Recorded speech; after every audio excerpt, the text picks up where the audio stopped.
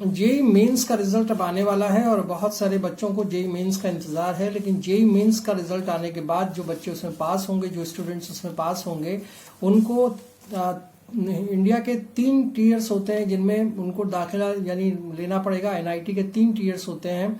आज हम उसी बारे में बात करेंगे कि 3 टीयर कौन कौन से हैं और कहाँ कहाँ पर ये 3 टीयर हैं, और कैसे अब जो बच्चे पास होंगे उसके बाद जब एडमिशन लेंगे तो इन 3 टीयर का क्या मतलब है, इस बारे में बात कर लेते हैं। और इनमें फ़र्क क्या है मेनली ये जानने की कोशिश भी करते हैं, क्योंकि ये इंपॉर्टेंट सवाल है कि आपको किस टीयर में दाखिला मिलता है। एनआईटी की एग्ज़ाम पास करने के बाद जो आपका ऑल इंडिया रैंकिंग आएगी उसमें आपको किस जगह पर दाखिला मिलेगा, ये इंपॉर्टेंट सवाल है। तो टीयर 1, टीयर 2 या टीयर 3 इन तीनों में से कहीं पे आपको एडमिशन मिलेगा अगर आप क्वालिफाई कर लेते हैं जेईई मेंस को। अब सवाल ये होता है कि एनआईटी में जो दाखिले मिलते हैं तो उन दाखिलों में हाई कॉम्पिटिटिव एनवायरनमेंट रहता है उन जगह पर जो टीयर 1 के कॉलेजेस होते हैं। मैं आपको ये भी बताऊंगा कि टीयर 1 के कॉलेजेस कौन कौन से हैं। पहले हम ये बात कर लेते हैं कि टीयर 1 में अगर आपका दाखिला मिलता है तो टीयर 1 में क्या क्या चीज़ें होती हैं। देखिए, टीयर 1 में एक बहुत ही कॉम्पिटिटिव एनवायरनमेंट रहता है। बच्चे वहाँ बहुत क्रीम होती है वो इंडिया की जो वहाँ पर जाती है। बहुत टॉप क्लास इंजीनियर्स होते हैं जो वहाँ पहुँचते हैं। इंजीनियर बनने के लिए पहुँचते हैं तो वो टॉप क्लास ही हैं और बाद में इंजीनियर बनना ही तय है जब वो एनआईटी में दाखिला ले चुके हैं। तो जो बच्चे वहां पहुंचते हैं, जो स्टूडेंट्स पहुंचते हैं, वो हाई कॉम्पिटिटिव एनवायरनमेंट उनको मिलता है। बेस्ट कोडिंग कल्चर वहां मिलता है और जिसकी वजह से जो टॉप कंपनीज हैं जैसे गूगल हुआ, जैसे आपकी एडोबी हुई या फिर आपका जो माइक्रोसॉफ्ट हुआ, ये सारी कंपनीज वहां जाती हैं और बच्चों को कैंपस सिलेक्शन करती हैं और बहुत अच्छा पैकेज यहाँ पर मिलता है। टॉप पैकेज होता है ये इंजीनियरिंग का। यहाँ पे आप अंदाज़ा लगा सकते हैं कि लाखों में ये पैकेज होता है, कई लाख में। ये 40, 50, 60 लाख तक भी जा सकता है, इससे ज़्यादा भी हो सकता है। मतलब डिपेंड करता है कि आप किस कौन सा आपने चूज़ किया है, आपकी ब्रांच किया है, उसके ऊपर डिपेंड करता है। लेकिन जो आमतौर पे वहाँ पे जो बच्चे जाते हैं एनआईटी के अंदर, वो सारे बच्चों को जो स्टूडेंट्स हैं जब वो इंजीनियर बन जाते हैं तो उनको एक बहुत ही अच्छा यहाँ पर पैकेज मिलता है। ये तो हुआ टीयर 1 की बात। अब टीयर 2 में जो बच्चों का दाखिला होता है, जिन स्टूडेंट्स का दाखिला होता है जेईई मेंस के बाद, तो उन वहाँ पे एक मिक्स क्राउड मिलता है। मिक्स क्राउड का मतलब ये है कि कुछ तो बच्चे बहुत पढ़ने वाले होते हैं उसमें और कुछ बच्चे ऐसे होते हैं जो चिल करते हैं, मतलब ठीक है वो कर रहे हैं, अपना इंजीनियर बन रहे हैं, तो वो उस टाइप के लोग वहाँ मिलते हैं। तो टीयर 2 में जो इन्वायरमेंट होता है वो इस तरह का होता है। लेकिन टीयर 2 भी टीयर 1 से कुछ बहुत ज़्यादा कम नहीं है। मगर हाँ, ये ज़रूर है कि वहाँ पे जो है बच्चे स्टार्टअप की तरफ ज़्यादा जाने की कोशिश करते हैं। हसल कल्चर वहाँ पे ज़्यादा रहता है, उसके पीछे वो ज़्यादा भागते हैं।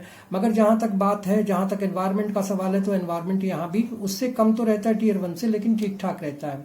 और यहाँ भी जो टीयर 1 की तरह से अगर बात करें तो गूगल हुआ, एडोबी हुई या फिर माइक्रोसॉफ्ट की कंपनीज इन यहाँ के स्टूडेंट्स को इंजीनियर बनने के बाद हायर करती हैं। तो टीयर 1 से थोड़ा कम, लेकिन इतना बुरा नहीं है। फिर भी वो ठीक ठाक एवरेज उनको मिल जाता है जो पैकेज है, और वो ठीक ठाक से बड़े इंजीनियर बन जाते हैं। इसी तरह से अगर हम बात करें कि अगर यहाँ पर जो टीयर 3 है, टीयर 3 में जो स्टूडेंट्स जाते हैं वो कई बार ऐसे भी बच्चे होते हैं जो स्टूडेंट्स हैं जो नीट जिन्होंने जेईज को निकाल लिया, जेईई मेन को निकाल लिया है, और वो सिर्फ वहाँ पे अपना ये इसलिए जाते हैं कि वो एनआईटी में उनको दाखिला मिल गया है, तो एनआईटी में उनको दाखिला करना है और थोड़ा सा उनका फेम और एक्सपोजर उनको चाहिए, तो इसलिए वो जब उनको टीयर 3 मिलता है तो खुश हो जाते हैं कि ठीक है, हम एक इंजीनियर बन जाएंगे और हाई एक्सपोजर यहाँ पर है। लेकिन अगर बात करें कि जितना टीयर 1 में एक्सपोजर होता है, जितना टीयर 2 में एक्सपोजर होता है, उतना टीयर 3 में नहीं होता। यहाँ पे जो स्टूडेंट्स होते हैं वो थोड़ा सा अपने आप को एक्सपोजर के लिए ही इसमें एडमिशन लेते हैं। हालांकि वो इंजीनियर तो वो भी बनते हैं, लेकिन वो कंपैरेटिवली 1 और 2 के उतना ज़्यादा उनको माइलेज नहीं मिलता है।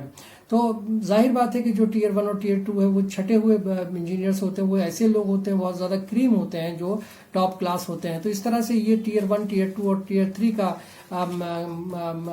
अलग अलग इनको बाइफरकेट कैसे कर सकते हैं वो मैंने आपको बताया। अब सवाल ये होता है कि टीयर 1 में कौन से कॉलेजेस आते हैं, टीयर 2 में कौन से कॉलेजेस आते हैं, टीयर 3 में कौन से कॉलेजेस आते हैं। मैं आपको एक लिस्ट दे देता हूँ इसकी। तो टीयर 1 में तिरची यानी तिरचिनापल्ली आती है, और सूरतकल आता है, राउरकेला आता है, वारंगल आता है, कालीकट आता है, नागपुर आता है, दुर्गापुर आता है, सूरत आता है, जयपुर आता है, इलाहाबाद आता है, कुरुक्षेत्र आता है, दिल्ली भी आता है। तो ये टीयर 1 के कुछ कॉलेजेस हैं एनआईटी के। मतलब उन शहरों की बात कर रहे हैं कि इन शहरों में ये NITs के कॉलेज हैं टीयर 1 के, तो ये टीयर 1 के कॉलेजेस आपको इन शहरों में मिल जाएंगे। इन जगह पर अगर एडमिशन होता है वो टीयर 1 है। इसके बाद अगर आप टीयर 2 की बात करें तो जालंधर हुआ, सिलचर, मेघालय, पटना, रायपुर, श्रीनगर, भोपाल, अगरतला, गोवा और जगदीशपुर, ये कुछ ऐसी जगह हैं जो टीयर 2 में आती हैं। यहाँ पे टीयर 2 के स्टूडेंट दाखिला लेंगे जिनकी रैंकिंग थोड़ा सा नीचे रह जाएगी ऑल इंडिया रैंकिंग। इसके अलावा अगर आप टीयर 3 की बात करें तो मणिपुर, हमीरपुर, उत्तराखंड, पुडुचेरी, अरुणाचल प्रदेश, सिक्किम, मिजोरम, नागालैंड, आंध्र प्रदेश और IIST शिवपुर भी होता है जो इस NIT के टीयर 3 में आता है। अब यहाँ थोड़ा सा बात कर लेते हैं कि टीयर 1, टीयर 2 और टीयर 3 असल में होता क्या है। देखिए, टीयर 1 वो होता है जहाँ पे आप ये समझ लीजिए कि बहुत ज़्यादा जो मेट्रो सिटीज़ हैं या जो बहुत ज़्यादा डेवलप्ड सिटीज़ हैं आप कह सकते हैं, या इंफ्रास्ट्रक्चर बहुत ज़्यादा है, वो टीयर 1 के आप शहर देख लीजिए, चाहे उसमें किसी भी शहर की बात कर लीजिए, चाहे दिल्ली की बात करें, जयपुर की बात करें, सूरत की बात करें, कानपुर की बात करें, कालीकट की बात करें, तो ये सारे वो शहर हैं जो मेट्रो सिटीज़ हैं जहाँ पर बहुत ज़्यादा इंफ्रास्ट्रक्चर है, डेवलप काफ़ी है वहाँ पे। तो ये 9 ऐसे शहर हैं देश के जो कि अच्छे खासे वेल डेवलप्ड हैं, इंफ्रास्ट्रक्चर यहाँ बहुत अच्छा है और उनको हम टीयर 1 में काउंट करते हैं। इसके बाद टीयर 2 के वो शहर होते हैं जैसे कि जिसमें आपको जालंधर, सिलचर, मेघालय, ये सब हम बात कर रहे हैं, तो ये टीयर 2 में आते हैं जहाँ इंफ्रास्ट्रक्चर थोड़ा उस लेवल फर्स्ट लेवल से थोड़ा सा कम होता है, यानी जिस तरह से यहाँ पे मेट्रो सिटीज़ का इंफ्रास्ट्रक्चर है उससे थोड़ा सा कम होता है। अब जैसे दिल्ली की बात करें, बॉम्बे की बात करें, कोलकाता की बात करें, चेन्नई की बात करें, हैदराबाद की बात करें, अहमदाबाद, पुणे, सूरत, ये ऐसी जगह हैं जहाँ जो टीयर 1 में आते हैं।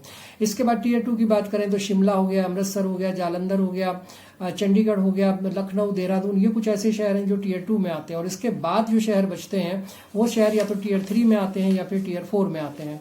तो इस तरह से ये अलग अलग आप सिटीज़ को अलग अलग कर सकते हैं कि कौन से शहर कहाँ पर आते हैं। तो इस तरह से अगर आप देखें तो ये मैंने आपको आज 3 चीज़ें बताई। एक तो ये कि NIT में जो दाखिला लेंगे JEE मेंस के बाद बच्चे, वो उनको टीयर 1, टीयर 2, टीयर 3 में दाखिला मिलेगा। दूसरी बात ये हुई कि वो जो शहर है वो शहरों के हिसाब से टीयर इसमें डिसाइड किए गए, किस शहर को टीयर 1, किस शहर को टीयर 2 और किस शहर को टीयर 3 बोला जाएगा। और शहर ये जो होते हैं वो किस हिसाब से टीयर्स में डिवाइड किए गए हैं, वो इंफ्रास्ट्रक्चर और मेट्रो सिटीज़ के हिसाब से डिवाइड किए गए हैं। मुझे लगता है आपको मेरी जानकारी अच्छी लगी होगी। मैं इस पर और अभी आपको ये भी बताने की कोशिश करूंगा कि आपके रिजल्ट के बाद अगर जो रिजल्ट आएगा उसमें कितने नंबर्स के बाद आपको ये कॉलेजेस जो टीयर 1 के हैं वो मिलेंगे, टीयर 2 के कॉलेजेस कितने नंबर के बाद मिल सकते हैं, और टीयर 2 के ऑल इंडिया रैंकिंग अगर आपकी कितनी हो तो आपको टीयर 3 मिलेगा।